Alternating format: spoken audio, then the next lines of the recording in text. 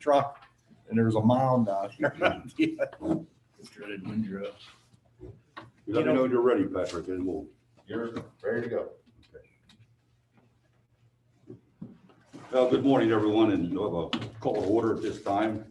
Our roll call, we have 4 supervisors present. We have our manager, township manager present, our assistant to the manager present, our township solicitor is present, our roadmaster is present, and our police chief is present this morning. I just want to read this for the record. In order to abide by recent state health guidelines, the February 9th, 2021 meeting of the Board of Supervisors will be conducted over Zoom and closed to the general public. Interested parties are encouraged to either submit public comment on the matter via email to pconnors@strabane.com no later than 15 minutes prior to the meeting's commencement, or 2, attend the meeting virtually to express their desired comments during the proceeding. The meeting login information can be found at southstrabane.com. I would ask everyone to please rise for the Pledge of Allegiance. I pledge allegiance to the flag of the United States of America and to the republic which stands one nation under God, indivisible, with liberty and justice for all. Okay, thank you. Free public comment time. The Township Board of Supervisors allocates a period of time during this item for these individuals who would like the opportunity to address the Board of Supervisors on any matter. Each person addressing the Board of Supervisors is asked to limit their comments to a maximum of 3 minutes. Mr. Stanek, Mr. Connor, anybody check in? And nobody's on the meeting, and as of right now, I have no emails in regards to the meeting tomorrow. Okay, thank you very much. Then we'll move on. Number 4, review and discussion of a proposed ordinance restricting on-street parking during winter snow events. Mr. Stanek, could you give us a brief description of where we're going here, what we need to do? Sure. Staff had identified over the past year or so that it tends to get a little dangerous when we have big snowfalls and we're out during a winter weather event, plowing snow, if there are cars parked on the street. And the majority, the reasoning that we see behind this is that residents want to park on the street so they can easily get into the car, get onto the road, and not have to deal with the driveway possibly, either a longer or short driveway. And we do understand that there are properties here that don't necessarily have access to off-street parking. So it's a balance. What we had proposed in December was an ordinance that would restrict on-street parking during winter weather events for those who don't have access to off-street parking. I think wanted to bring this during this type of meeting to further have some discussion regarding the matter. There is quite a bit that is in the ordinance that was, I don't want to say superfluous, but more above and beyond. And I think that was sort of a challenge in December. And there is one thing that we need to address here for public safety reasons, would be the on-street parking. And so we have an ordinance that is rather more than that, and we can definitely cut this ordinance down to manage on-street parking only during winter weather events. And that would be it. I'm going to thank you, Mr. Stanek. Before I ask the board to have a comment, I'd like to hear from Russ about the pros and cons of this particular ordinance. Okay, what would be helpful? What needs to be done? What can we do? What would be appropriate for your road crew and so forth? So I'd like to hear a little bit from you, and I think the board would too. Thank you. This isn't intended to ticket every vehicle that's parked on the street. It will decrease the safety hazard and increase the efficiency. It will give the police the ability to say, hey, you need to use your driveway. Go up, tell them to car off the road so we can clean curb to curb. That's our goal. it seems like everybody comes out of their driveway when it snows and parks at the top, and they don't shovel their driveway. A lot of times we have to pull up when our plows are on and back out into traffic because we can't even get through. And then it gets cold, the salt brine, the windrows, it freezes overnight. We go back out the next day responding to calls, and there's foot-high windrows of snow that's froze solid because they pulled their car out and moved up the road and parked somewhere else. I just think that this would be really good. It would help my crew safety-wise. We could do the streets a lot more efficient. All of our neighbors have some type of ordinance for parking on the street. Churches, Houston has a real nice one that works well. This day, like South Strabane, they have some older housing developments that people just don't have off-street parking, and they go to the municipal building and they get a pass, and they report it with the police license number, however they do it, and then the police can pull up and see this car has a parking pass. Magnolia, one side of the street, it's an older development, absolutely no off-street parking. The other sides all have driveways and they pull up and you can't get through. We had to hook a chain and pull a truck out on Magnolia today where he was trying to go between the cars and he slid down that little dead end, I believe it's the beach. It just would be so much nicer to be able to go curb to curb. When we're done, pull your cars out on the street then, that's fine. But we could do it a lot faster. And How many areas in the township don't have off-street parking? Magnolia, Streeter, that's one side. Pancake neighborhood. Pancake neighborhood, there's 2 roads up in Pancake. A lot of those are private alleys. Some are off of North Main. They don't have parking, so they park in the alleys. It's here and there. Most of the driveways, most of the people have driveways and garages. They just don't use them during snow events. They have to get up a little earlier and shovel their driveway, get to work, so they pull up on the street so they can just go. The other notable area is Colonial Heights near the hospital. Yeah. There is, I think it's Leonard that goes in from Locust, which has access to anything on-site parking is negligible. So 90%. those were the areas that we were keeping in mind, not to penalize those who don't have access to off-street parking. So we did recognize that is a variable here. I'd like to hear from Drew also. Is this enforceable or not, Drew? What do you think? We certainly recognize the challenge that they face, seeing it over the years and working with them to help in cul-de-sacs and such like that. So I think we can definitely get on board to help assist with this. I think our statement all along has been that, our intent for at least a while would be just to educate and to try to, and it is enforceable, but it's not our mission. It's not our intent. It's to educate and try to get everybody on board with the team and try to help out here for the mission of public safety and get the streets clear. I think we can very much assist with that, through an education campaign on the Facebook page, helping out, Patrick with the website and the officers out in the street, informing the public, during these events that we all need to do our part to help get the streets clear. I think we can be an active participant in that. We're happy to do so, but it is enforceable, on the back end. So there are many, no on-street parking ordinances, in this area. So we're not setting any new ground here. Yeah, if the board considers this, I recommend that we don't put this into place until next year. That would give Pat time to get it out there. We're almost through winter. That would give the public time to come in and get their parking passes. But if we consider it and pass it and get it in place, that will allow everybody time to get it out to the residents for next year. Can we quote you on we're through winter?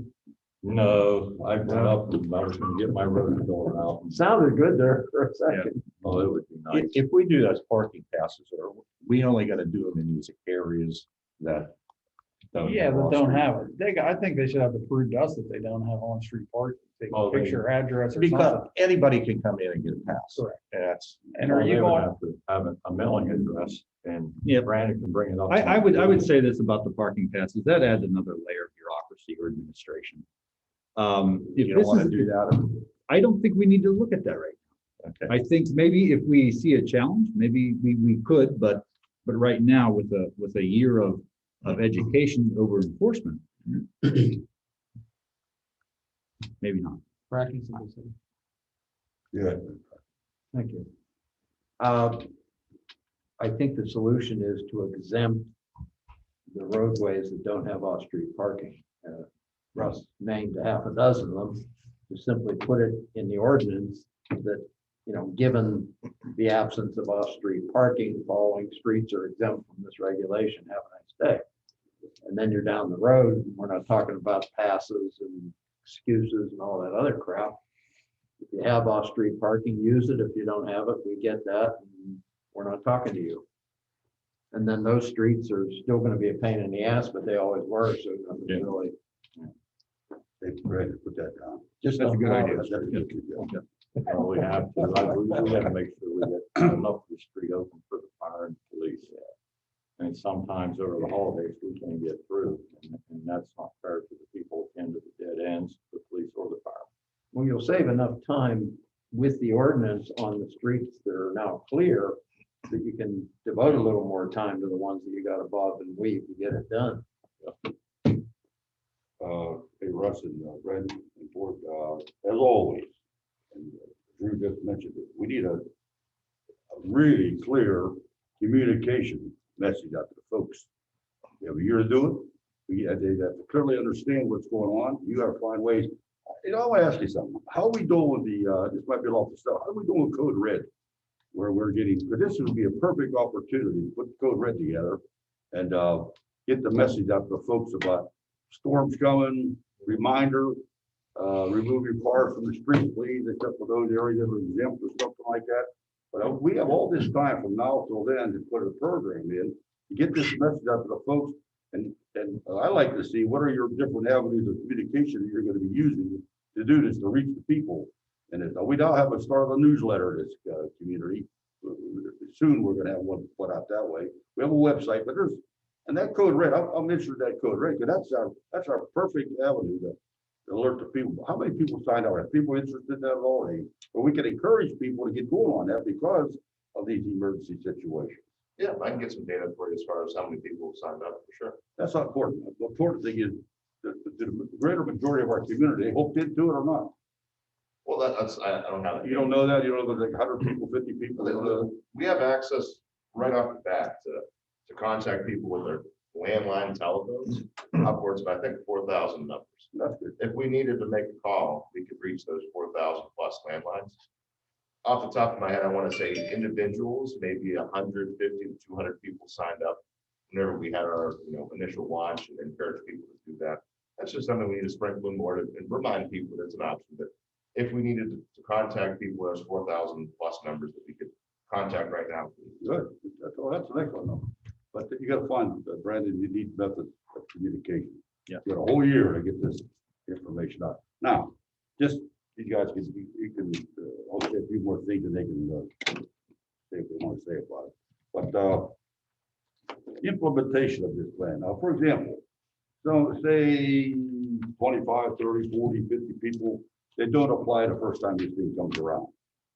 Are we finding those people immediately, or are we going to warn these people? Just some notes put down, we put for our implementation plan. How many chances do we give? Do we give one chance to make mistakes, and the next time we find or something? What is the fine and stuff like that? We got to go for reasonable fines on that thing. Okay. And, Well, if I can answer your question, what they do in other townships, they'll have the code enforcement officer, the police officer will say, this can't happen again. They give a verbal warning, then they give a written warning, and then they start to fine. I think here, if I'm correct, the ordinance provides for fine of $10 initially, 25 and no more than 100. 25, no more than It's 100. in. Okay. Progressive. Okay, good. Thanks. So basically what you can do is you verbal warning, written warning. If it goes again, then you file a citation against. And most people that you give them the warning, they comply. Okay. Most people do. You got, still we have one or two will be difficult. Thanks, Dennis. One more thing, tell me how you would come around to declare the emergency. What would be the criteria for emergency? Because you have to make that call. Yeah. As soon as the roads become, the snow becomes a road hazard and our trucks are out plowing snow, that's considered winter maintenance and the vehicles should be off the streets until we finish curb to curb. A lot of the neighborhoods, we just can't go curb to curb because they're all parked in the street. It would be nice and efficient to do what we want to do. We want to keep the roads safe and leaving snow when we go around cars, we're not leaving them safe. Okay, in that case, you'd also have to be in contact with police chief and the fire chief also. You'll work together, of course. Yeah. The township manager, assistant manager, right? I mean, will you make that call alone? Is that the way we're designing this? You and you alone? Could, It would be- you and Russ provide a brief update on how the call out works? Well, I call the guys out or I set up the time according to the weather. I spend a lot of time at home watching the weather. If we go into multiple days, I'll call Drew and tell Drew, I said, you guys need some sleep. If the roads get bad, can you call and wake me up? The police officers will call and wake us up. That way we can get a couple hours of shut eye and get back at it. We work together pretty well with the police department. I'll actually stop on my way home with the police department and let them know everything is good. Now we're going home. The guys are spent. If you can give us 3 hours, if not, call, phone will be with me. Then I go home. We work pretty well together. Yeah, what initiates the call out is so Russ does pay attention and keep up to date on the snow, but and he will initiate that call out as soon as it triggers to him. It's either 1 inch and his radar says it's not stopping and he'll launch that on his own. Or at times you'll have a sergeant and they do slide tests or skid tests to determine the slide on the road to see if if it's slick or slippery. And sometimes that call out is also initiated by a sergeant that evening if it's after hours. So. Okay, thanks, Russ. Go ahead, anybody else? Mr. Murphy, you have something to would ask? How many streets are we talking about? 10, 20? Probably 10 to 12 streets that don't have. My other suggestion would be like on the entrance to like in what's up behind the hospital. That's the worst. And they tend to. There's what? Did you put a sign up there, say ordinance, whatever, Yeah. no on-street parking on the streets and more than 1 inch of snow or whatever? You're not talking that many signs. But you have to do the whole township. No, you won't. No. You're telling me that the whole Just township doing- isn't the problem. Yeah, the whole township is. I wasn't understanding. So you're saying the whole township parks on the street? He's saying people that have All right, off-street parking don't use it. They park out on the street, so they keep their driveway clear, and that's a pain in the ass to all him. right. So, yeah, you got to have signs there. But Mark's making a good point, because I know some places what they do. They'll put a sign out there, he's right, they'll put a sign saying during snow emergencies, there's be no parking on the street. Yeah, but what's that sign doing if I live there, I have a car, and there's it's 5 blocks in either direction, what am I gonna do? Park at Franklin Mall and walk, or, Well, that's I mean, where, you have to be realistic about it. If there's 100 people that live on this street and none of them have parking, are they all gonna go up to the hospital and park in the parking lot, or where the hell are they going? but I thought we talked about in those situations, that area would have an exemption or something like that. Well, then why would you put a sign No, up but- telling them that they can't? No, but I'm saying, Bracken, is, but if you want to, like, Bob's saying, if you want to do edification, then those street people that do have off-street parking, then you put those signs up there. That's part of your edification situation. Because some of the places I represent do have the ordinance, and they'll put signs saying, if they have off-street parking, you don't have to park there, whatever. For edification purposes. Well, for beautification purposes, signs are ugly. And to put up a sign that is relevant once a year, I mean, if we communicate adequately with our residents, people live here for 30, 40, 50 years. Once they're told that you can't park on the street in a snowstorm, you don't need a sign. signs are, they're not a thing of beauty. It's just That's your discretion. communication, yes. It needs to be in the newsletter, it needs to be in a letter to every resident, yada, yada, yada. But once the word's out there, to have a bunch of signs there for the next 50 years is not appealing to me. And it's support, what he said is, once it's communicated, and we go to the first one, I think you're gonna find, I may be wrong about this, I would think the majority of township is gonna be right with you. I think they'll put their cars in their garages and their driveway, they'll get out of the way for you. I think, once we do a fine communication program, on what's expected and so forth. Nottingham Township does signs. They have 3 developments in Nottingham Township, and they have 3 signs. Well, I thought we were talking like maybe 6 Nottingham, or 8 the sign signs, is not an put them improvement. everywhere. We're talking about South Strabane. If you did put It up would be signs hard like to put Windsor signs. Highlands, you only need 2 signs. Correct. There's only 2 entrances, and like Strabane Manor. I wouldn't want to put signs up everywhere. No, but on these bigger developments like that, you could, because there's only 2 ways into Windsor Highlands, and like Strabane Manor, it's the same thing, right, Bob? On either end, Yeah. and that's it. And you're covering how many homes there? I mean, hundreds and hundreds of homes that way. The thing is, most housing play, but this particular one, I mean, you have a driveway, they can easily get off the road there. There's no Yeah. big deal up there. Yeah. But I think, like I said, I think compliance is gonna be pretty good if we do a thorough communication program. I like that, I know harp on it before, that code reds, if we can get that baby humming really good, put the message out as quickly as possible. You know, storm's coming, we need your help in removing your vehicles from the driveways and roadways, so put them in your garages or driveways. I think it's fine, I think it'll work. Now is Russ's guys going to call and say, hey, Drew, send somebody out here, there's cars parked on the street?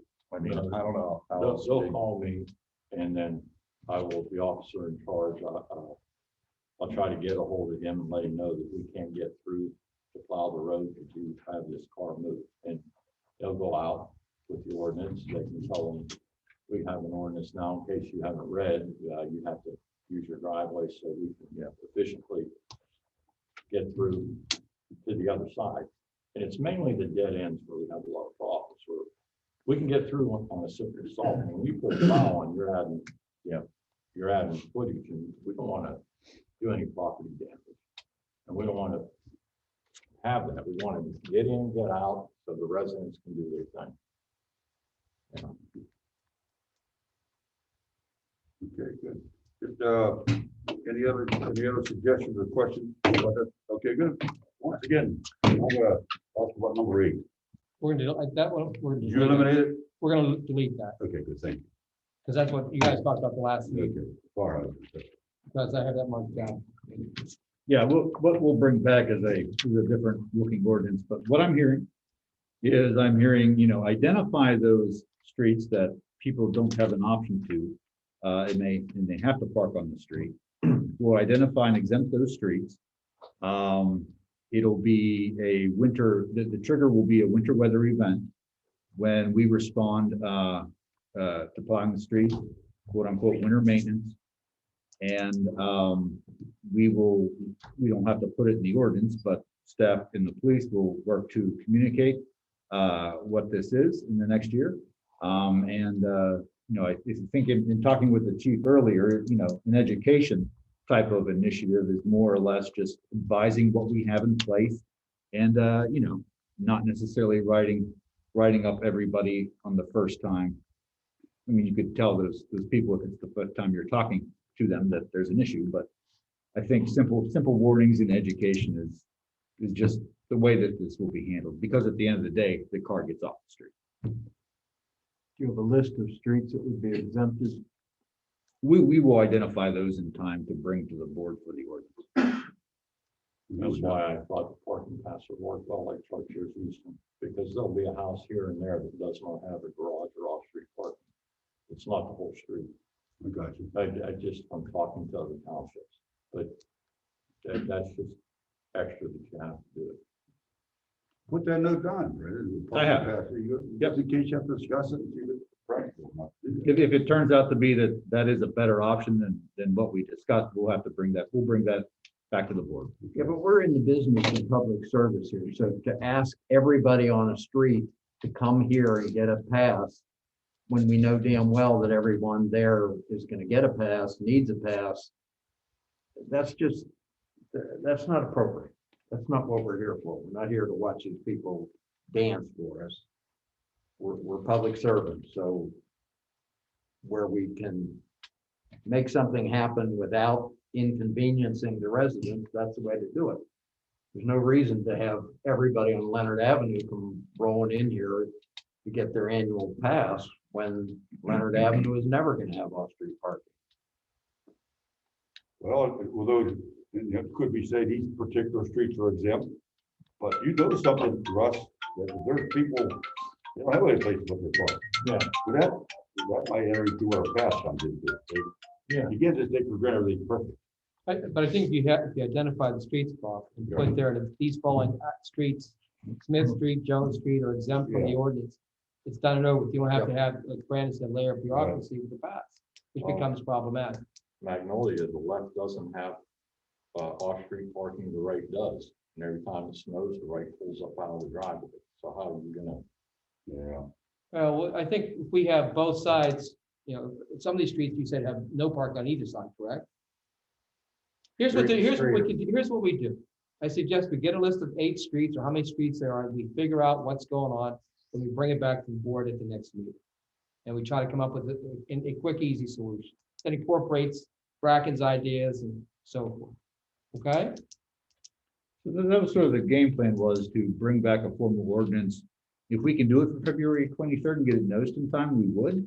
However, I'm thinking that this is it'll be March 23rd. We can bring back an ordinance and the board can consider it at a regular meeting. Having heard what the board desires. You okay, Russ? Yeah, I wasn't planning on having anything in place till next year. I just want to make it run smooth and as simple as possible for the residents. It could even be a mail-in, so they know. I think getting it out with Pat, Code Red, we've done it before on the internet, the webpage, and newsletters, and it doesn't seem to work, but it'll take time, Thanks, Russ. Thanks a lot. So let's move on to the next item. Then. Number 5, review and discussion on providing for the recycling of aluminum cans at the Township Recycle Facility at 293 Zediker Station Road. And I'll get Brandon and Pat to speak to this in a minute. I have a picture of the existing.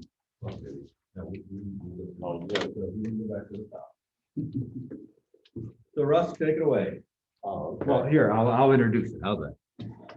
So this was brought to the board fourth quarter from a green team recommendation about providing for a new service at our recycle center to recycle aluminum cans.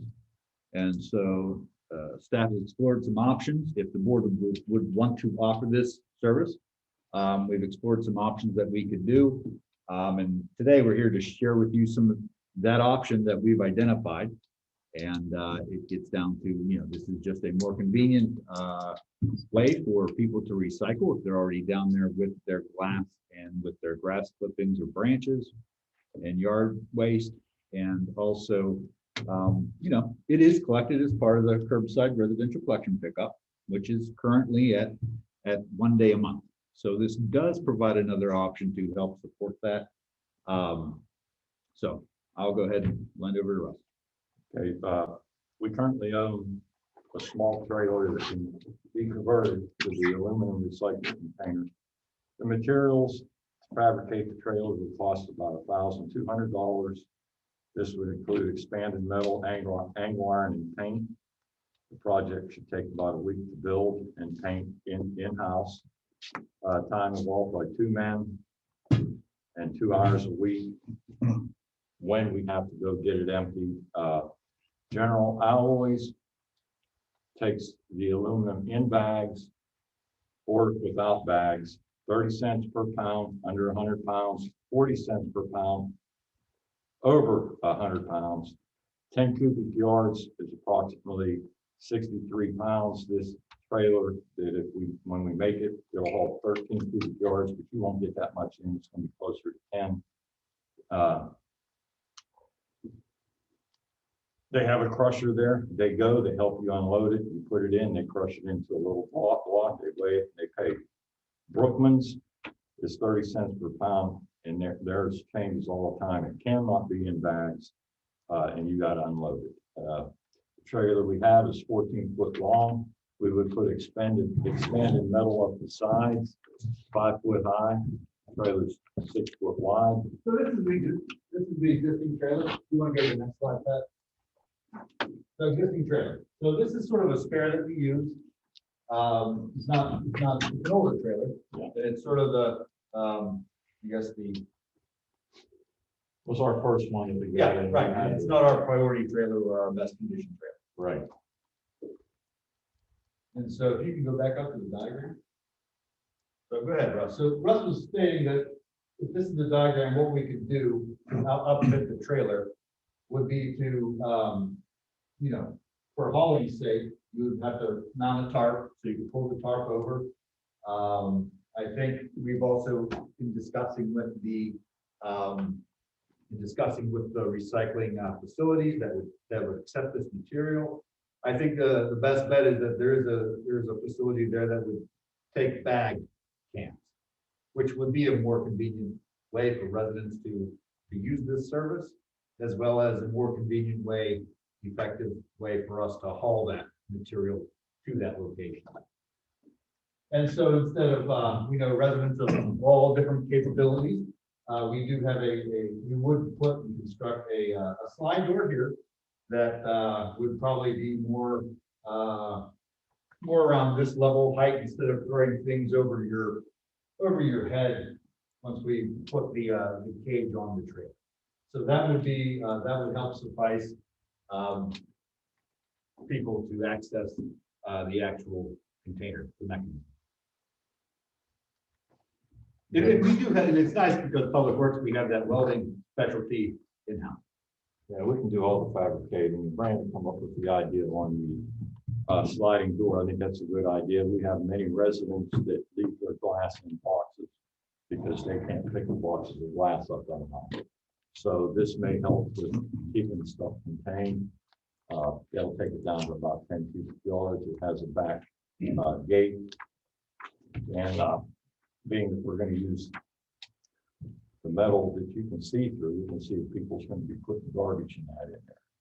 The metal, it's all around, it would work well. Now, tell me about the benefits of doing this. First of all, we have a township-wide recycling program that does take aluminum cans, which I and many other residents pay for. Tell me, differentiate this from what we already have in the township. We pay, I think it's $37 a year for curbside pickup for plastic, aluminum, and tin cans. Residents take it out in the blue containers and it's picked up. People who want to separate the aluminum cans and the tin and the plastic, this would benefit them. You're not going to make a lot of money for it. Like I said, 30 cents per pound. To pay for this trailer, how many pounds of aluminum do you need? And the work that's going to be put into it. How long is it going to take you to fabricate that trailer? A week, we could probably have it fabricated. So I got to pay somebody for a week to fabricate the trailer. Plus, I got to pay for that trailer, $1,200. Yeah, for the metal. For the How many expanded. pounds of aluminum do you need to pay for that? Want me to tell you? Well, We every need time a you couple take- tons. You need a couple tons of aluminum. Yeah, Every time 60. you take it, you'll get about 60. How long does it take to get a couple tons of aluminum? Well, no, my math was all wrong yesterday. If you take 63 pounds, which I give you 65 pounds, you're gonna make $19.50 on 30 cents a pound. Every time you take it. Every time you take it. And you're gonna have two guys take it down. It costs you, I'm just guessing, $35 a guy. So that's 70 hours for each guy, or I'm sorry, $70 each guy. It's 140, and the truck to take it down there, another $40. So every time you take it down there, you're spending $180 and you're making $19.50. Good. And if I was a resident and I really wanted to separate this off, I'm gonna take it down there I'll myself make my own money. huh? and make my own money. Yeah, you get about $10.80 every time you flip it. And Yeah. if you crammed in 10 cubic yards, I don't think you're gonna get 13. And I don't think Cycle. I don't think South Strabane should be in the recycling business. That's not our job here to do that. We recycle glass because we have no other way to get rid of it. But this aluminum thing, we already pay Waste Management to do this. Just a quick, the idea behind, I think, the whole thing was, I stumbled upon this place right down from where I live. It's called Michael Brothers Holland. And it's more or less our recycling center, just on steroids, right? The only thing they don't do there is yard waste, but no matter what time of day you go, Monday, Tuesday, Sunday, or Wednesday, if you go there, there's a line of 3 to 4 cars and people are dropping off aluminum, glass, cardboard, or paper, plastic, whatever. They're not making any money off of it. Is it gonna, the people that are into this are really into it. It's probably 5%, right, out of 1,000 people, 5 out of 1,000, but they're really, really into it. And they're gonna use it, and they're gonna separate it. They do a really good job. It's not everyone's gonna do it, but the ones that do it really take it serious. That's my observation.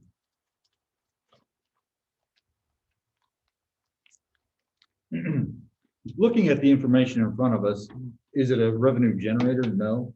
So in my mind, what this is becomes a pure type of convenience for the resident. But it's not a convenience. I could take my aluminum cans to the bottom of my driveway. Waste Management collects them. I don't have to haul them out there. No. And I The only understand reason that. I'm With- taking glass out there is that's the only reason, place I can get rid of it. Mhm. If they were still taking the glass, I'd drop it at the bottom of my driveway. So it's an inconvenience. It's not a convenience.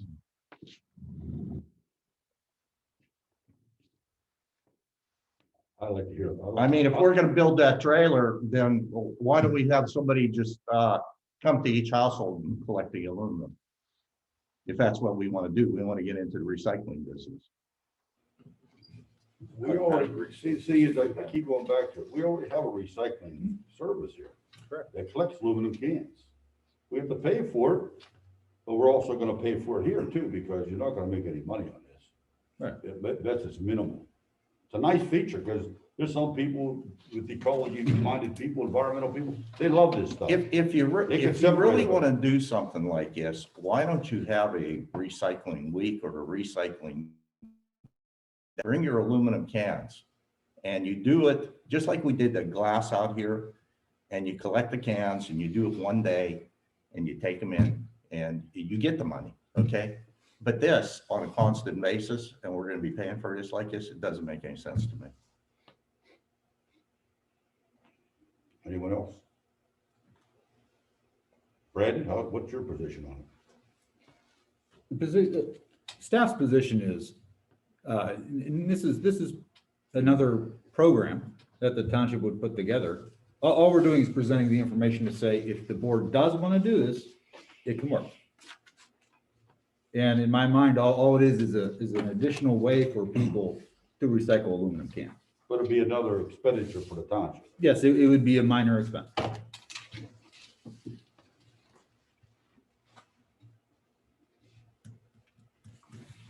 Any more discussion on it? But this is something that, that's all we're supposed to do today, right? Meet discussing this. Right. Anybody else have any final comments on it? Okay. I mean, if the board would like to provide direction to, I mean, do you want to see a formal program come back for approval to establish something like this? Or, is it just no further interest? There's a lot of concerns about it right now. I mean, I Okay. heard these concerns. We heard, I I'm not heard a them all. determining factor here, but I mean, I heard, it doesn't sound like it's counterproductive for us. It's not an expenditure we want to get into. It's not gonna be helpful. We already have a program here in the township. I seek another one. And that is what I'm hearing from the board. So what we'll do is, we won't prepare anything formal and, we have our direction. Okay. Number 6. Thank you. You're welcome. Review and discussion of a fire hydrant tax. Brandon, you're gonna have to school on this.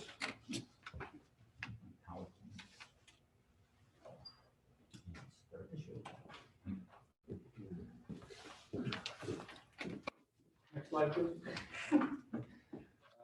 So what this is a very high level understanding of a implementation of a fire hydrant. I'm gonna say tax / assessment because we'll just go over what the difference is.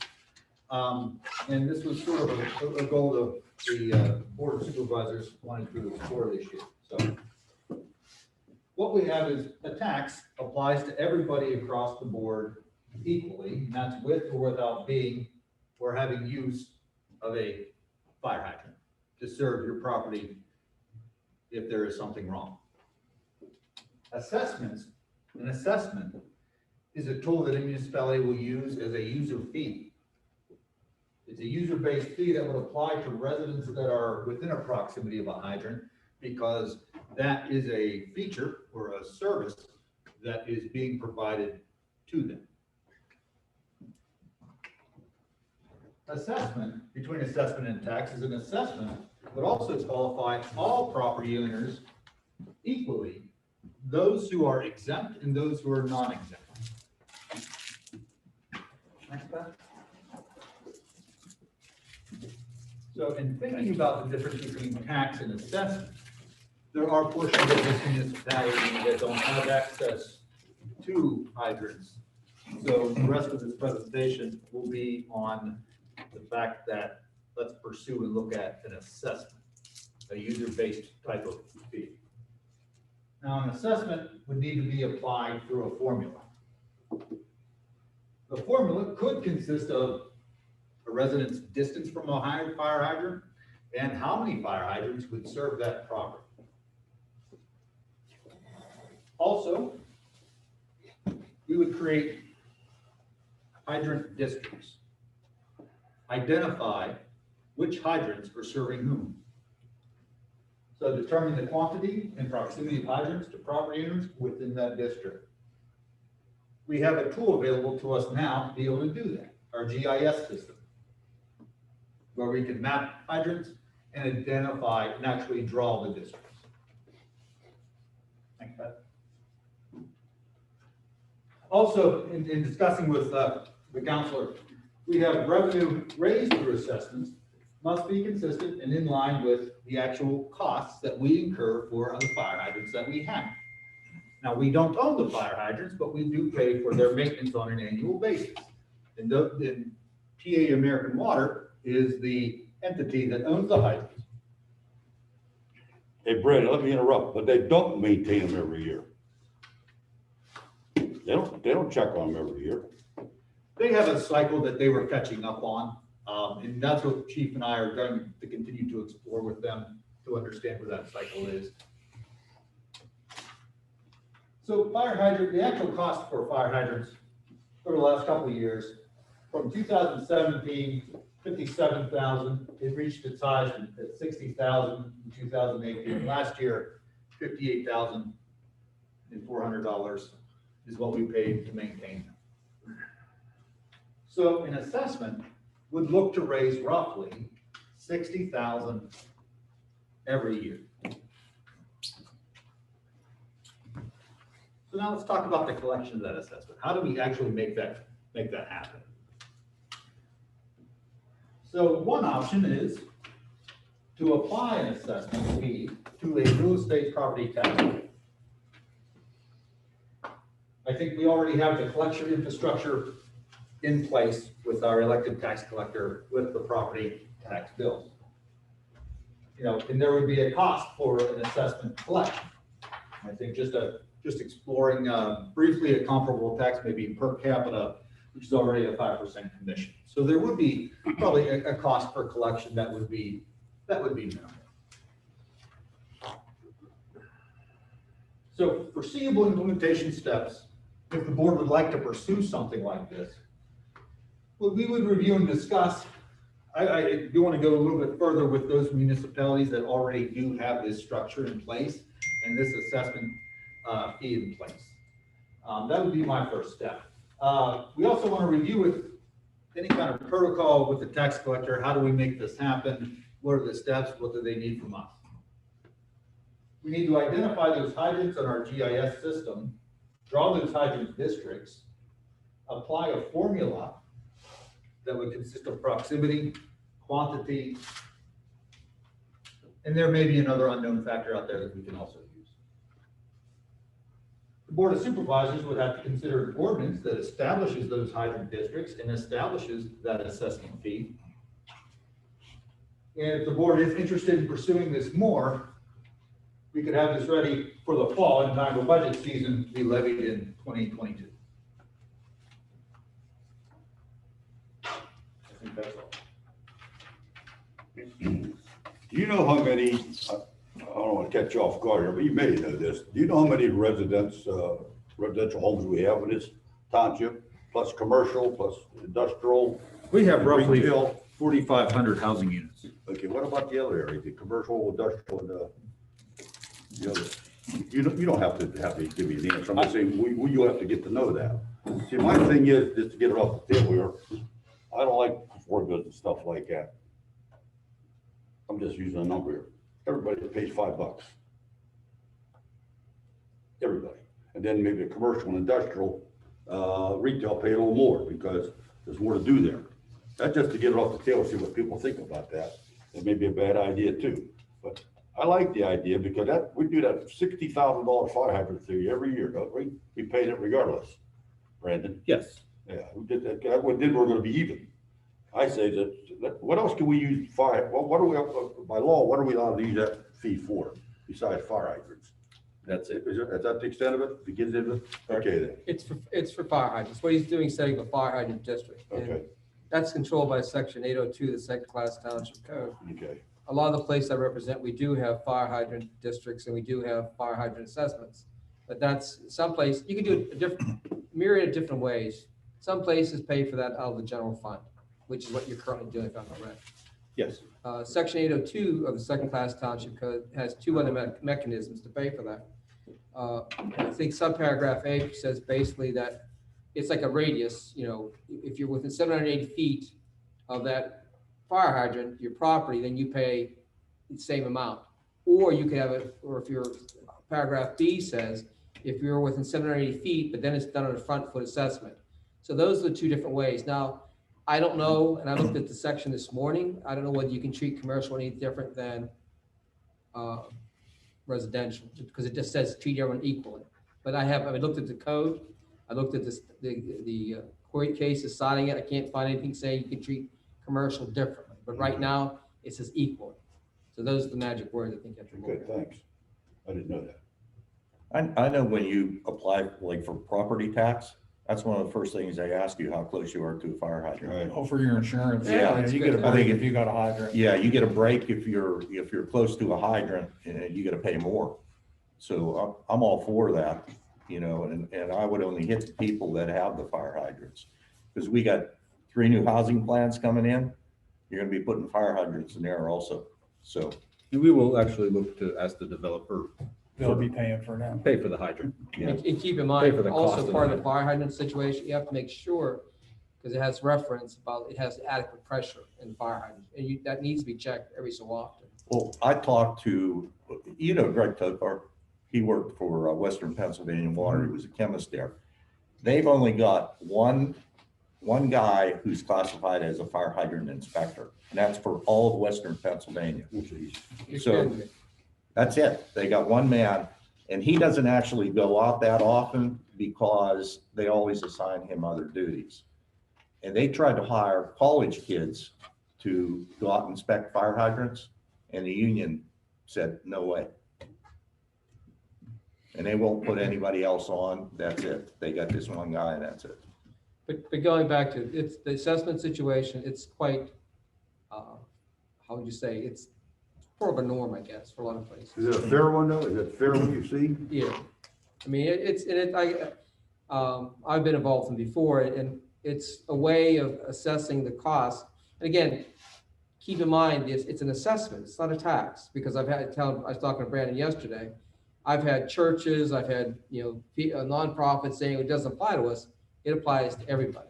So if you have a church, because I had the Pittsburgh Diocese filing suit against me somewhere else one time saying we don't have to pay it. And I said, here's the law, and they backed out of it, but it applies to everybody. I think it's a good idea because it's, It all depends how you 60. seek the funds, that's all. yeah, Yeah, I would, Go ahead. I'm sorry. I would come back and, tell us like the districts, how many people we're talking. You said what, 4,500 homes, so I did 2,000 homes times $5. That's $10,000. So we need to come up with, what you think the price is gonna be Mhm. for it? Yeah, we would And need then to how we're base that out. gonna, from- yeah. like, I know Rich doesn't have a fire hydrant down where he's right, at. I don't have one within, I think the closest one is up on Beagle Club. It's a mile away from my house. So we're just gonna charge the people that are in the districts, or are you gonna charge? That's why we would Just- create the districts to District. be able to ensure that that fire hydrant who serves, those properties within that certain district would be paying the fee for that fire hydrant to remain. The maintenance fee, Is that what you Mark, find, no, Dennis, do you find that? Mark, what it is that you have to be like, there's two different ways. It's 780 feet. If your property's in 780 feet of that fire hydrant, then you pay. Or it could be done by 780 feet on front foot assessment. So it's only those people that come within the parameter of that 780 feet. Is And that what the law says? Yes. Wonder why, because they put them 2,000 feet apart, you think it would be 1,000 feet? Just out of curiosity, I mean, Yeah. It's because, normally what happens is because PUC has regulations about the structuring, because I know this because I've involved in building water lines for other municipalities.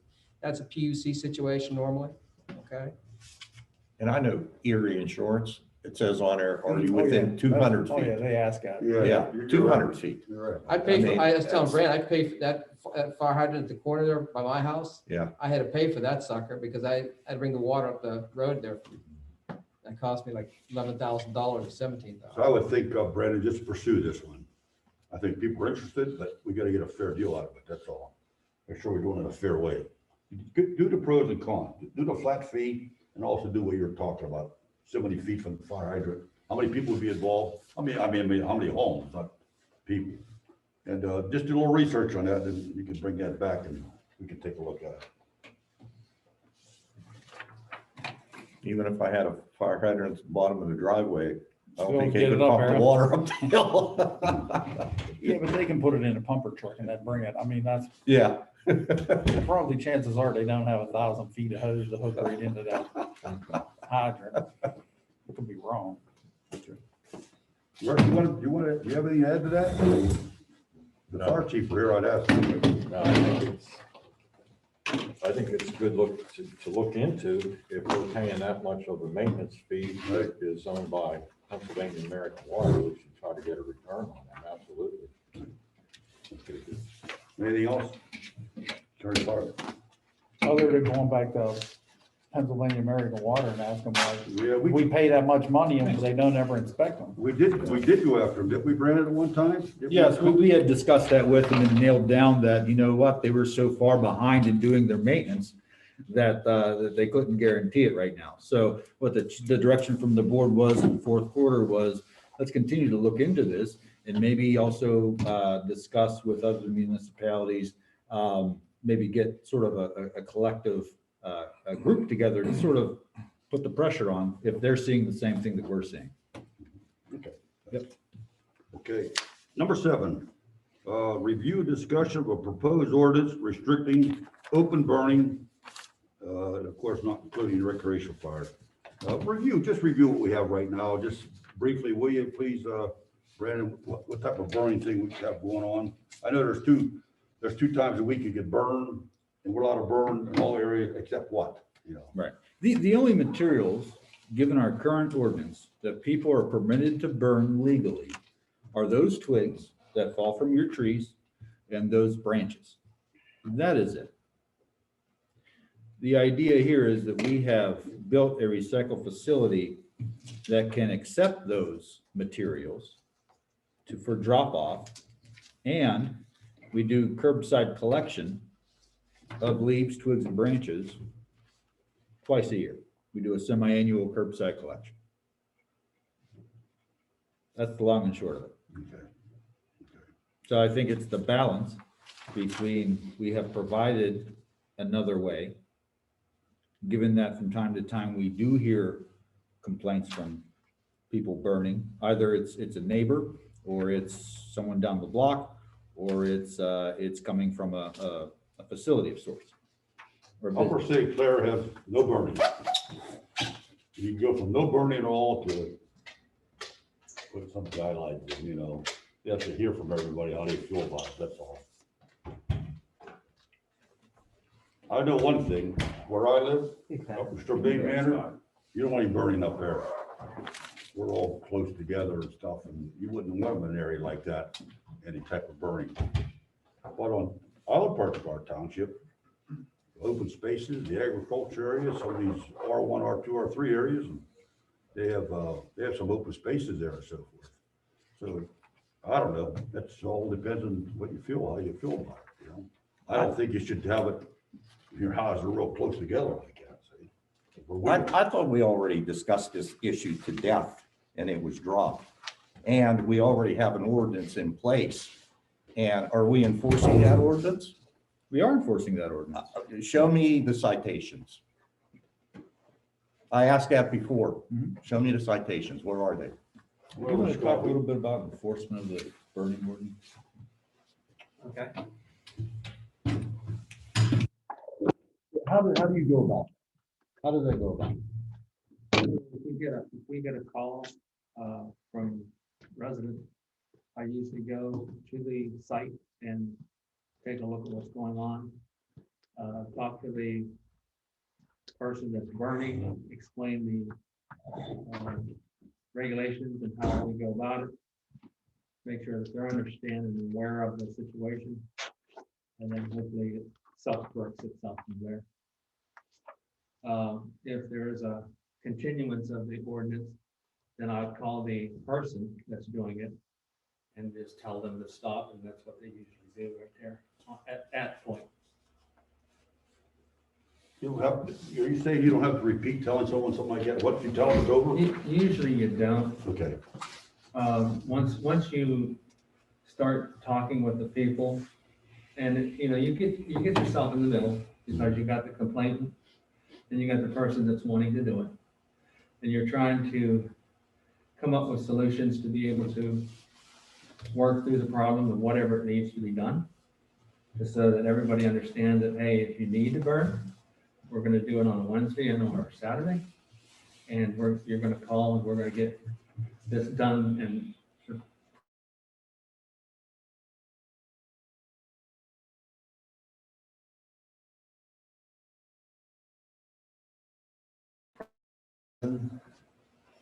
in a year's Okay. time. Sometimes you know where it's at because you've been there before, but then other times people like that, it goes away. So, and let me give you, for instance, Bracken may understand this a little bit better. Right, I think behind Bracken's house, there was a lady that, there's an easement that goes down through there.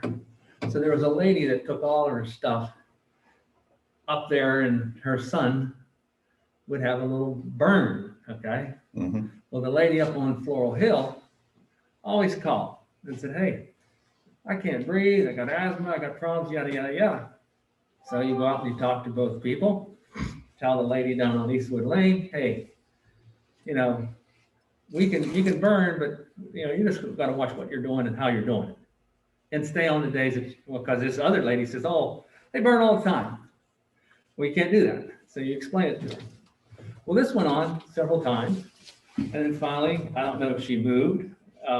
It's the last one on Eastwood, Okay, on the Yeah. left. Huh? he actually died. Okay. It wasn't his son, it was the guy that lived there. So somehow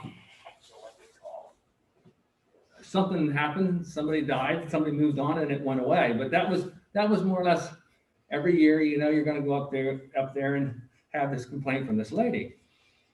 Yeah, this, in fairness to that lady, I live down the road and I was affected by it too. Yeah.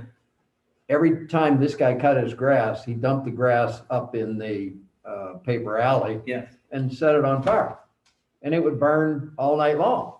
Well, I don't have air conditioning, so in the Basically, summer, smoldering, I've got the window open. I'm smelling this guy's burned grass every week for years. Yeah. Now, I never complained about it, but apparently you're telling me, I didn't know that, somebody else did. And it stopped eventually. But again, that's a nuisance. Correct.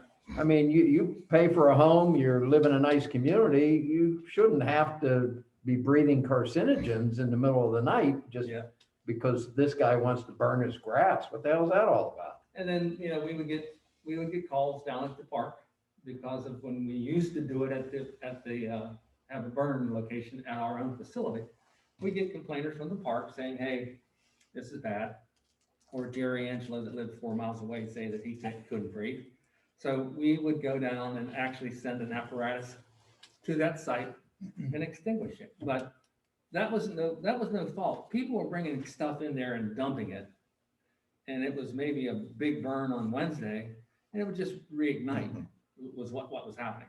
So we stopped that, we curtailed it, and it's worked well, I think you could say.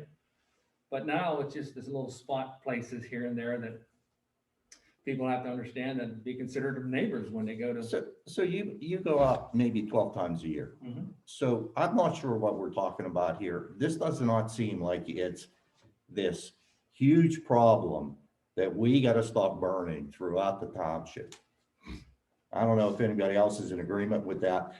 I don't like putting these big restrictions on residents. It makes no sense. And you got to look at how much agricultural land we have. This is still a rural township, but you want to put these, this is not Upper St. Clair. I'm sorry. Well, agricultural rules are a little bit different. They can kind of do what they want to do, and we can't say much to them. And But hey, Scott, it's the same thing. If I clean my yard and I got some leaves and I want to burn them, why can't I? Well, It does not make sense to put these restrictions on people.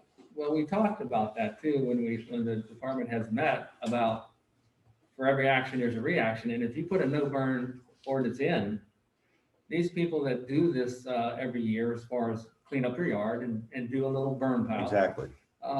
Now you're saying, no, you can't do that, which is, okay, that's your call, but it's probably going to be put on Russ or somebody has to take care of the waste now. Somebody's going to have to haul it away. Or they have to take care of it somehow, which will cause probably people to have complaints as well.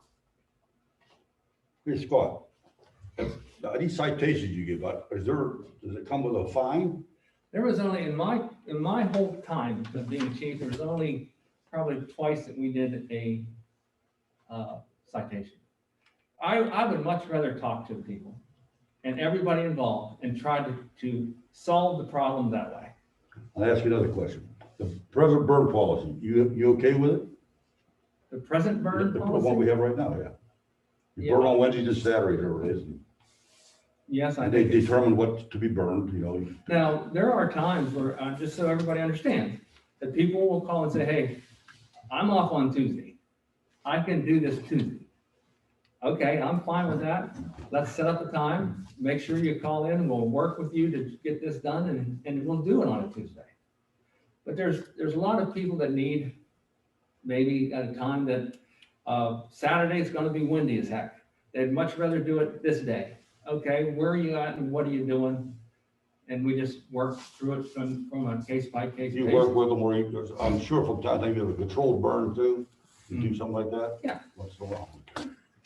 So you've only given out 2 citations in all the time you've been fire chief. Yeah, me and Mike Manfredi went up to the courthouse one time on a burn problem because the person just would not listen. He's no longer with us anymore up on Hunts Ridge Road. He would burn his field off every year. We told him, no, you cannot burn your field because he'd pick the windiest day and he'd burn his field. Then we'd have 3 fire trucks and 10 guys up there putting it out. So we told him, that's it. We're done with this. We've told you, you continue. And that's, he went up to, because he thought it wasn't right because, it costs fuel to run his tractor and this and that. But, we said, hey, there's ways to do this, and burning your field is not the way. So, yeah, there's been times we've taken people to that the magistrate or the system, but I'd much rather work and talk to people, try to get it fixed up. Well, it seems like our president ordinance is working then. It is for the most part, but you do have still some single complaints coming in to the township about maybe it's a landscape business on Lakeview and Quarry that's causing problems. That person down there will call and say, hey, there's smoke in the area. I can't walk outside. I can't have my windows open. And I will call that landscape business and say, hey, what's going on? What are you doing? He has always worked well with when I call and worked with me. There was only one case where we had some land clearing done up on 136 on East Bow Street, where the gentleman had 9 cows burning at one time. We sent the fire department up there. We sent multiple fire departments up there. We put them all off. Well, you can't do that. He understood. He said, okay, what? I said, we'll have to get together and develop a plan to do this when you want to do it, but not all 9 at one time. Anybody else have any other questions? Yeah, Chief, that particular site, my interpretation there is that's an industrial site. It's zoned industrial, that's a business, and he is in violation of the noxious fumes ordinance coming from an industrial site. So it's not when he wants to burn, it's he can't burn. So if you want to go with, I mean, at this point in time, I've always told him our burn days are on Wednesdays and Saturdays, whatever you want to do. He's usually burning wood, and I have been up there many times to make sure that that's what was going on. The problem with him is, and it was the same thing that happened with Russ, when you get some of this bigger stuff, that Wednesday burn is now all of a sudden is into Thursday and or possibly Friday. I call him, I say, hey, you can't be doing this. He'd take his loader and go over there and cover it up, bury it, do whatever he has to do. But I can tell these people, no, you're not allowed to do that. They're going to want to know why.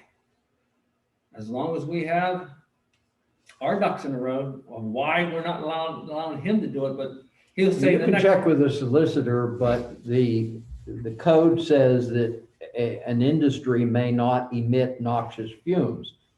Setting a fire in your front yard of this company on a daily basis when you get back from cutting down trees or whatever you do, when you're immediately adjacent to a residential area is just unsafe.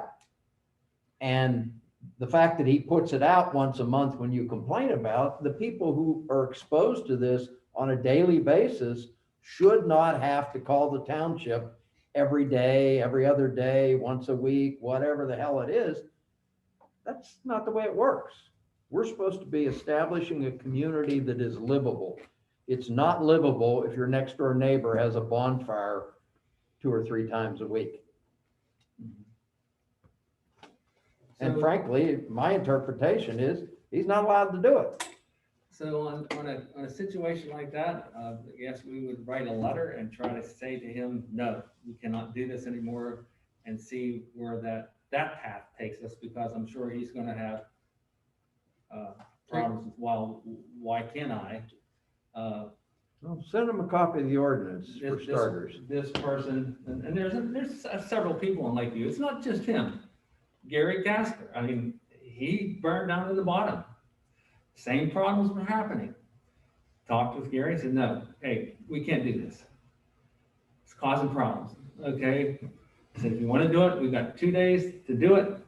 Stay with it. Somebody has to stay down here with it. You can't have it unattended. Make sure that it's just not, you light it and you walk away and it smolders for 8 hours. You can't do that. And most of the time, if you do tend to fire and start it up and do around, it will burn clean. But a lot of times people say they just went out and did it and they walked away. But it goes back to the original question. This is a residential area. So you got an elderly couple living there. It's a valley, and whether you're burning down here or you're burning up there, the fumes roll down and they're now living in a smoke pit. That is unacceptable. We as supervisors should be protecting residents from that reality, not sitting back waiting for them to call once a month and bitch about it. It's an untenable situation, and it's not one that should be incumbent upon the residents to resolve. It's our problem, not theirs. Is that, Brandon, Scott, is it in our burn policy that repeated offenders can be stopped from burning at all? Do we have that in there? I don't think that verbiage is. It's not. I think it's just fineage, or fining. He does have a point there, this, these people burn stuff that pollute the air and, make you sick. With bug. Well, hey, Bob, but have they ever been fined?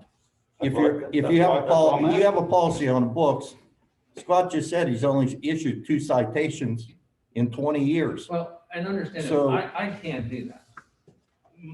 Me as a fire chief can't do that. I'm gonna have to get Drew or one of his officers, come here, we're gonna do something about this guy and cite him for a burn violation. So it is through the police department That's that okay, though. that the tickets get written. Okay, that's all right. But what I always try to do is work through it with the people there. I like that method. I mean, I like that, try to Well, but resolve an issue, but the thing, sometimes it comes to repeated offenders, something has to be done. Well, there's appellate authority also says he's doing it the right way. You're supposed to call them up first, you're Right. supposed to talk to them first. Then you need to send them a letter saying you're in violation of the township ordinance.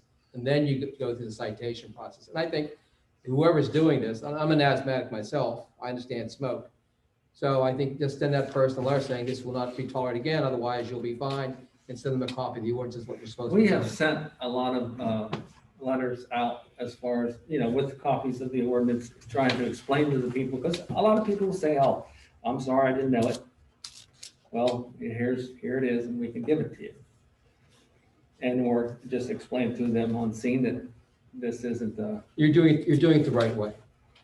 Okay, but again, follow up with the letter to whoever this person is that you're talking about that's burning, saying you do it again, you'll be cited. And then because the court, there's appellate authority says you have to do it that way. Then get either the chief involved or the police department, or even your code enforcement officer, or Jim Barnes or whoever. I would just note the entire ordinance is up here. It's short. It's like maybe 2 paragraphs. We take out the spacing, and half of it is burning incidental developments. So you take that section out, the code that actually applies to residential properties is about a paragraph. It's not very lengthy. It's the violations or penalties. It's a sentence. So very seldom do we have. Hey, excuse me, Rich. How about this, what are the violations? What It happens to says any people? person, firm, or corporation who shall violate or fail to conform to any of the provisions in this chapter to be subject to penalties provided in 1-2 summary proceedings of the Code of Township of South Strabane. So if you go to 1-2, that is, I have it right here, Pat. May result in a fine of up to $1,000. That's good. That's the code. Do we ever do that? Find anybody ever? I know that one person got fined, but I don't know what the amount was, because it went before a judge, out of the courthouse. We do have violations. We have fines. I mean, let's use them. Put a stop to that stuff. Well, the district justice or the judge, you could put $1,000 fine, but the courts, whether it's the district justice or the court, they can go $25, $50, but they can go up to 1,000. Okay, I got you. And Pat had just brought up, the other half of this is utility companies, developers that are doing a land development Pipeline. we'll say that development along Racetrack and Tanger Boulevard. Right now, I'm sure they're planning to burn everything on site. Now, if they do that, they're gonna trigger a DEP requirement for what they call an air curtain. Yeah, if it's anything that's over a certain size, they have to have an air curtain to make sure that that's done that way. Would it help to have people apply for a permit in order to burn? Would that help us somehow? The permits come into play on non-authorized days, correct? That and open burning. And So open if somebody's gonna do something outside of the container, and the container's supposed to be like this and it's supposed to have a screen on it. But again, I'm not a big proponent of everybody having burn barrels out in their yards, because aesthetic issue as well. Mhm. Because, you know, burn barrel only lasts about a year, next thing you know, it's rotting away, and now it's got a big issue there. So usually people will do just to stack it up, pile it up, put it in their yard and burn it and be done with it.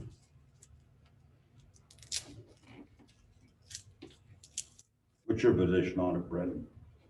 You get the complaints, you hear the stuff, what do you, how do you feel about it? Right. I mean, the other side of this is also, the DEP does offer grant money for, Act 101. Act 101. So it's tied into recycling. So we would be eligible to apply for grants.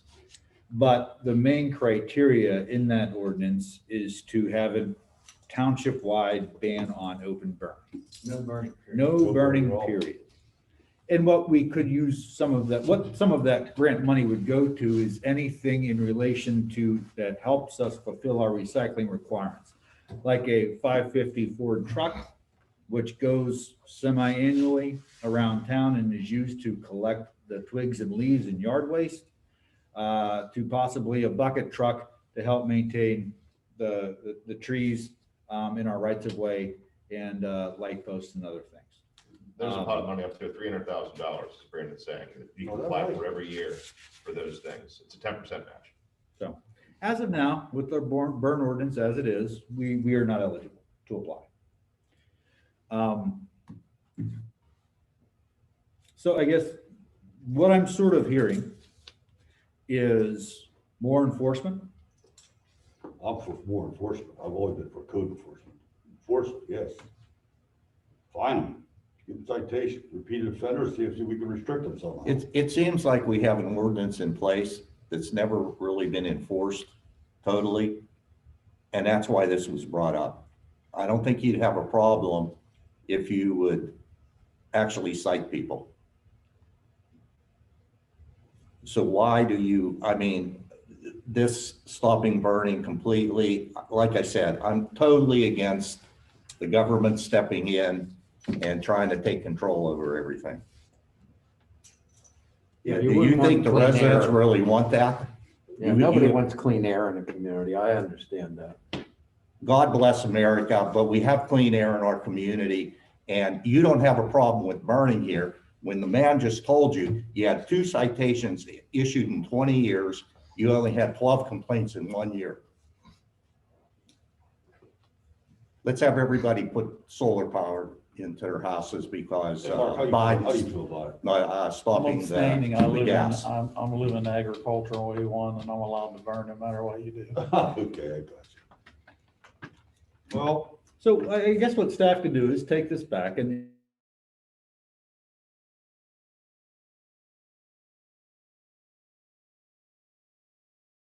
enforcement side. And that can be a strategy that I'll work with the fire chief on, and we can work with the police department on moving forward. Sounds good. Okay. We beat that to death. Okay, number 8. Thank you, Scott. Review and discussion of the police department's proposal for using body cameras. Chief and Hey, everyone. We've been back here patiently waiting. I'm ready to go. I was gonna throw a couple documents out while we talk. So a little more than a year ago, we discussed implementing body cameras in the police department. This board was part of those discussions in, I believe, 2019 budget season going into 20, and then of course again in the 20 budget season going into 21. So we did in those few years set some money aside for the body cameras and to get the program going. And I don't have enough of all those documents for everybody, but didn't want to print out too many pieces of paper today. So in the last year, because we did get that funding through the Pennsylvania Commission on Crime and Delinquency and the Bureau of Justice Assistance, that federal program in late 2019. But they had a bunch of things we had to do. It wasn't like any other grant I'd seen. They said, okay, you've applied for us, you've shown us the need, we have this money available. Here's your 3-page checklist, here's your 3-page scorecard, go work on your plan, give us your policy, and we'll talk it over. So for the last year, that's pretty much where we've been. is putting our implementation plan together, getting our policy together, and having that ready to go. I think we stand here today ready with a proposal, ready to push play and ready to go. So the specifics of that, so within policy development, that was the biggest thing that the Bureau of Justice Assistants worked with us on. So for the past year, I've had regular meetings with folks from the Federal Bureau of Justice Assistance about what the policy needs to look like. What people do I need to enlist in that process to get it done? We've had it out on, we've had a draft out on the community website for a while now, looking for input. I don't know if anybody saw that. Gone to the union, had the union's input. The union has come back and said, these are the things that we'd like to have in there. And I think we've actually come to an agreement on all of those things. And in addition to that, our policy has gone off to the Bureau of Justice Assistance and has gone to their teams. It's met their peer review standards and they're okay with it. It's crazy. I think this policy is more complicated than our use of force policy. But it's something that they wanted before they released this money to us, and that's okay. We've done the work. Fortunately, been able to enlist the help of Sergeant Steiner here in the last few months, and she's been a great help to get these things done. So the few things I spread around for you to look at. One is a policy. I think we're done with it. We keep reviewing it. It's going to be on the agenda for the February 23rd or 24th meeting. You folks will have a copy, in advance of that to review. Township Solicitor, Mr. Makel, has it now to also review. And so we'd like to see that on that agenda and that ready to go. In addition to that, we've also shown you is a budget. You should have a budget in front of you. So big numbers. This is a very expensive thing, and it can get more expensive. We've chosen a route here. One of the product that we've chosen is WatchGuard from Motorola. We've chosen an on-site storage, so we will house the data in a server. I think that'll cut down on our legacy costs because I can make our legacy cost 15 grand a year if you want to pay WatchGuard to store the data for us. So big numbers here. We're looking at $58,000 up front. And one of the reasons that number is so big is it picks up some of the maintenance agreements over the first couple of years. So if you see that trend over 5 years, you'll see that number pick back up in years 4 and 5. That's when we start to take over maintenance again. So what do the numbers mean?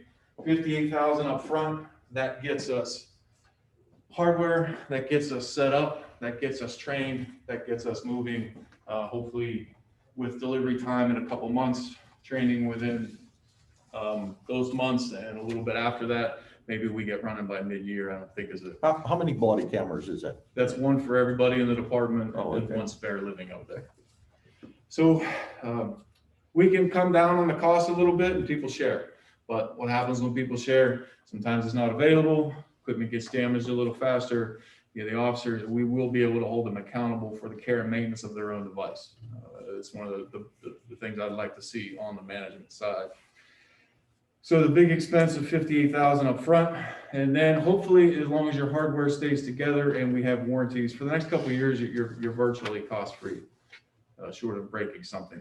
Years 4 and years 5, where we start to pick up dollar amounts, is we all of a sudden are back into now we have to pay for an annual service agreement. But what that gives us is they're maintaining their software, they're maintaining their server. So 3 in the morning when data's not working anymore, we have an outlet we can call. So for $6,000 a year, and you get those things. You get that person on the other end of the phone or the other end of the computer ticket to come in and fix those maintenance issues and keep us up and running.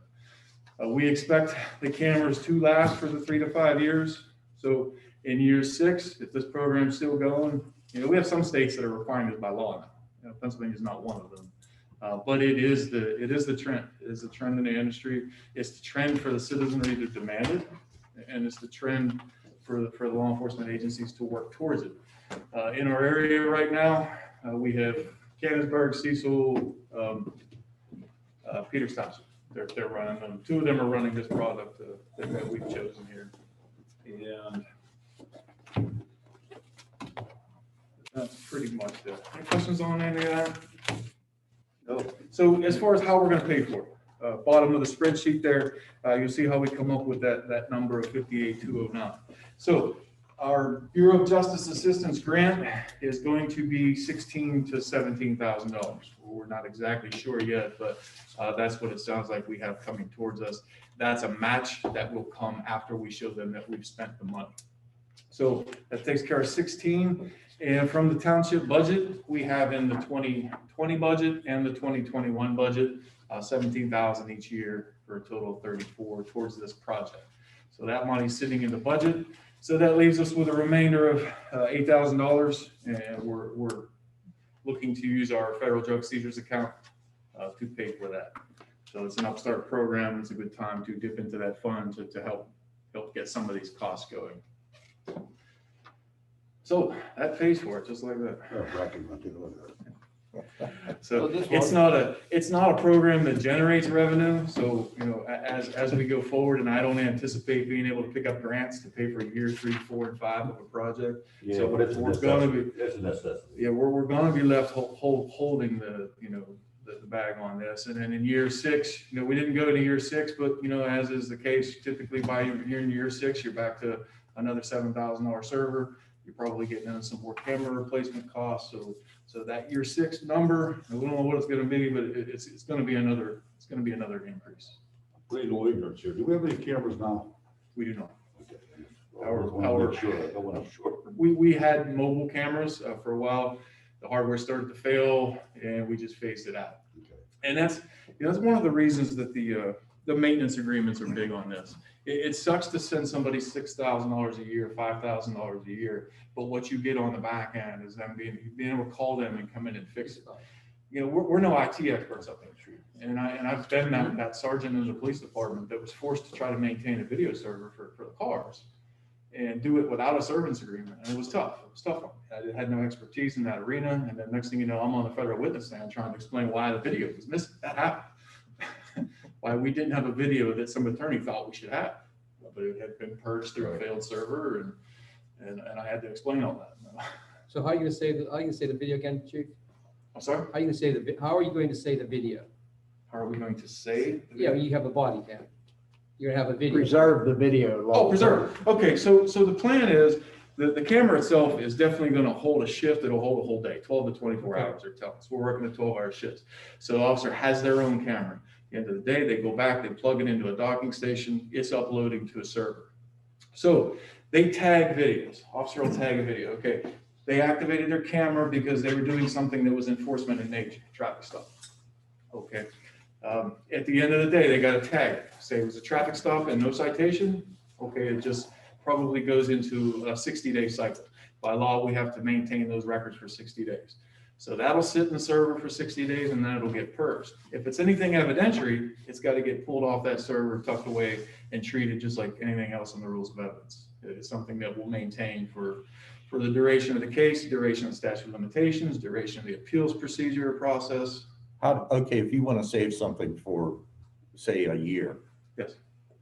how do you do that? Where do you download that to then? Where does it go? What we're looking at right now, we'll have to pull it off the server to some sort of digital media, whether we choose CDs, thumb drives, or the technology of the day. But for now, the cheapest option of that is likely to burn to CD, tuck away into evidence. It's durable, it's cheap, and it's fairly easy to do.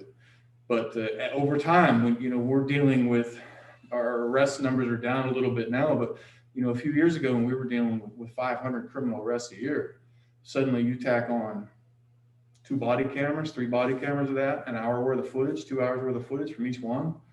That stacks up fast. So you can't keep that on your server. So it's got to come off and it's got to get preserved and separated. So that is likely the plan. And until we see exactly what that impact is, we just know we have to plan for something to do that. Suddenly we might get overwhelmed and say, okay, we need to approach this different. Maybe external hard drives, or depends on the load. Rests again. Who does the training? Who trains everybody up there? You could have all the policemen, all patrol officers get training, right? She gonna do it? Oh, good. Well, Sergeant Snyder's definitely going to help out here. You see in the proposal in year 1, there is $2,500 worth of technology and training. So we expect that they will come in here, they will help us get set up, they will help us get configured, and probably train the trainer. Is that what we're expecting from them? So it'll be a train-the-trainer situation, so they'll likely train our in-house experts, Okay. and then we will roll that out to the officers. I think that we've worked well with the union here as far as to make them believe that this is for them and not so I can sit up there and watch videos and critique them all night. I think we have that. I think we have that support of the union here. And, proud of that because we worked hard to get there. Other questions?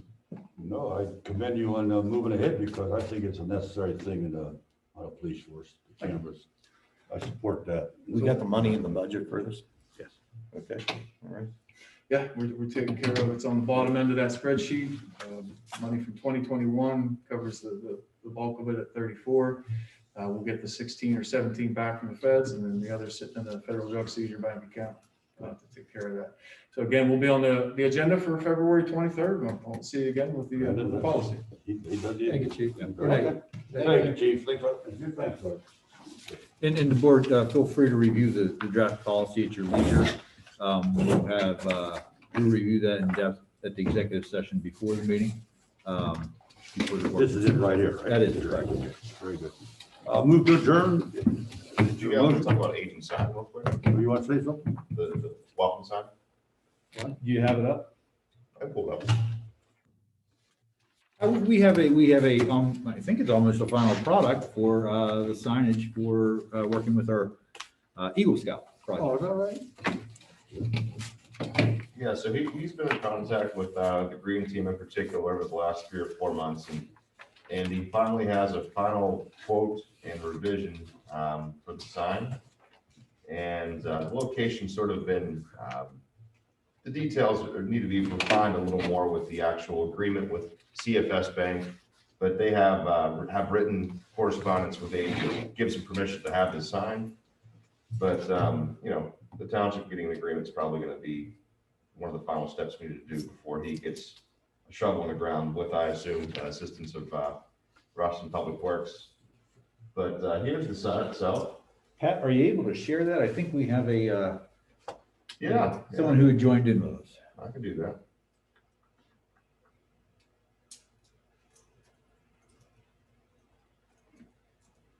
Let's see, John's there, share the screen. Boom. So if John's interested, he can see that.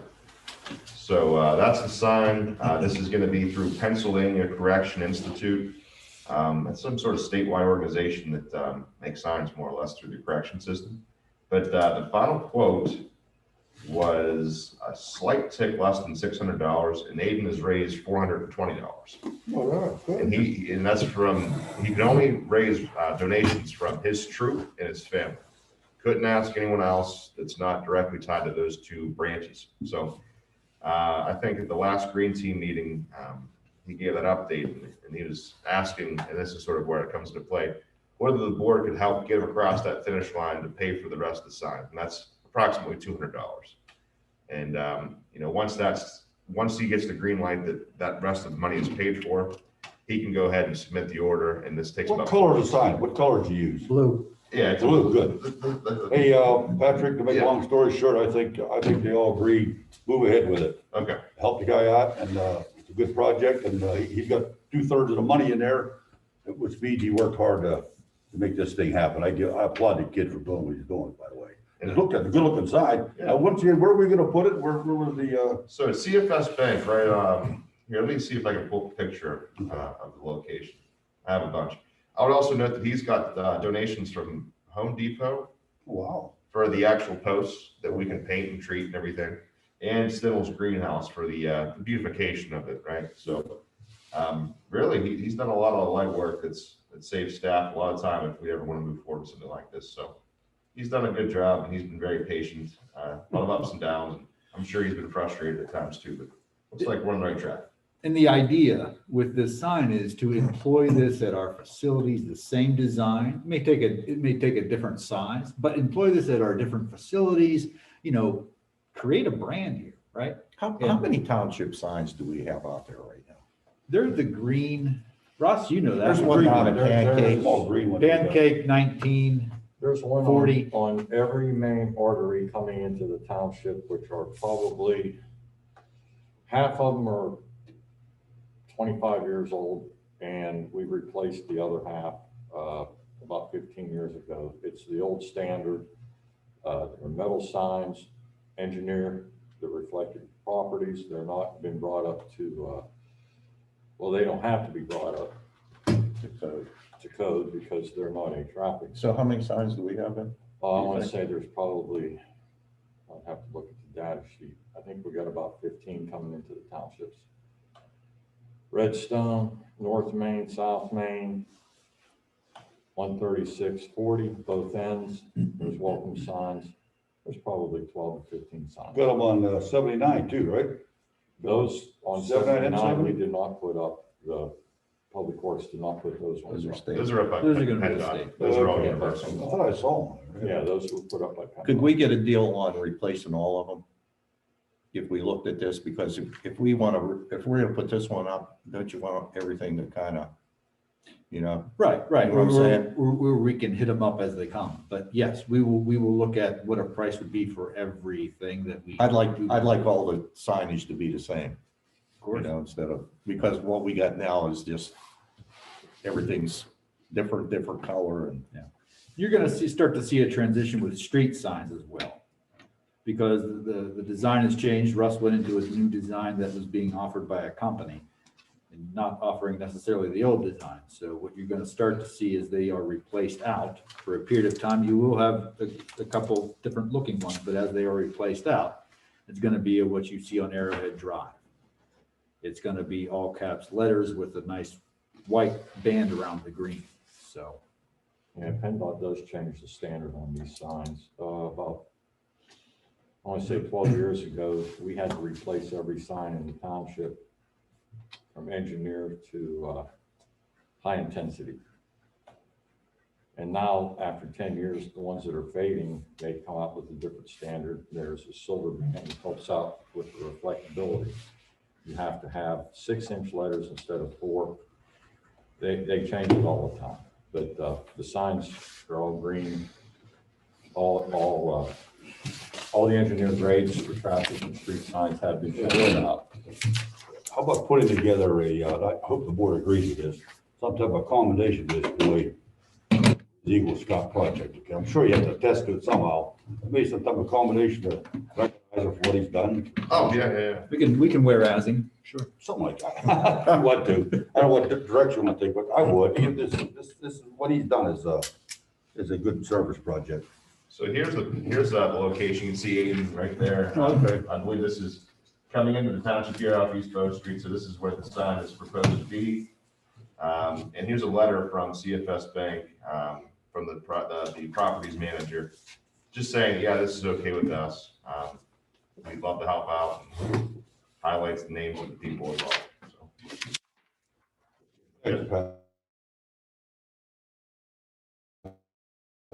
We're moving forward. Finish the deal and get it done. You want me to have him come to maybe the 23rd? Yes, yes. Okay. We'll be ready for them. We could, that's all approved and give this combination that he completed his project. Move to adjourn. Anybody, anything else besides before we adjourn? Are you gonna talk about that? We were gonna adjourn. The fire street. We're gonna talk about that. in Okay, let's executive adjourn session. first. Let's have a motion to adjourn, please. So moved. Thank you. Second. I'll second the motion. We're adjourned. All in favor, aye. Hey, Russ, thank you very much. Take care, Ron. Thank you, Sarge. Thank you very much for coming over. Not yet. Who seconded that? I did. Bob?